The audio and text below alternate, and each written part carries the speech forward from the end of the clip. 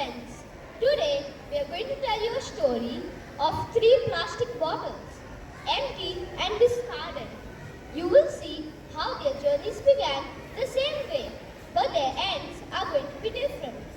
To understand where these bottles end up, we must first see how these bottles came to be born. The heroes of our story, I mean the bottles, were born in an oil refinery. The plastic inside their bodies were formed by chemical bonding. Oil and gas molecules together make something called monomers. In turn, these monomers were bonded into long polymer chains to make plastic in the form of millions of pellets. Those were melted at manufacturing plants and reformed into molds to create the result material that makes up their bodies.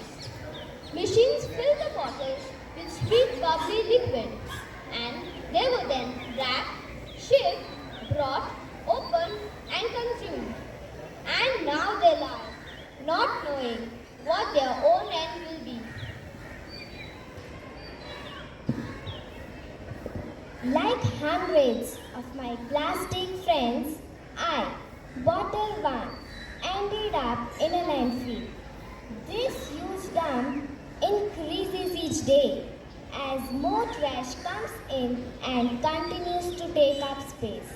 As plastics sit there being compressed amongst layers of other junk, rainwater flows through the waste and absorbs water-soluble compounds it contains, and some of those are highly toxic. Together, they create a harmful liquid called leachate, which can move into groundwater, soil, and streams, poisoning ecosystems and harming wildlife. It can take a bottle like me almost 1,000 years to decompose. My journey is different, though not happier. I, bottle 2, am thrown into a small stream, a stream that flows into a river and a river that reaches the ocean. After months lost at sea, I slowly enter into a very large vortex, where all the rubbish accumulates deep in the ocean, a place known as the Great Pacific Garbage Patch. Here, the ocean's currents have trapped millions of pieces of plastic waste. And this is just one of 5 plastic-filled places in the world's seas.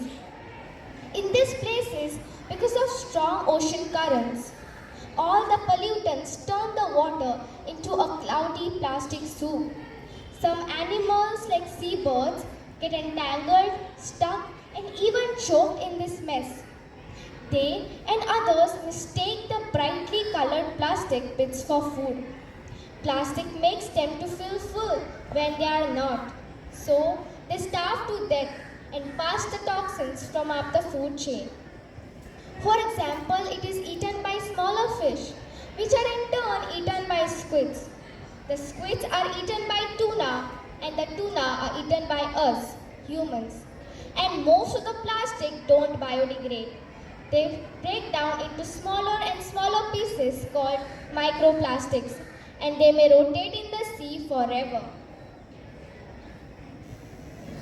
I, bottle 3, have a different journey altogether.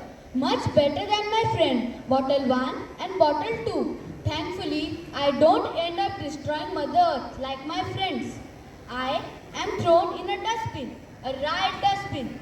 From there, many other bottles like me are brought by a truck to the garbage segregation plant, where I and my companion are squeezed flat and compressed into a block. These blocks are then shredded into tiny pieces called pellets, which are washed and melted so they can become raw items which can be used again. As if by magic, bottle 3, that's me, is now ready to be reborn as something completely new. 3 plastic bottles, used and thrown by humans like you. Poor bottles, they can't decide where they want to be. It depends on you, where each of you use have a better end like bottle 3, protecting our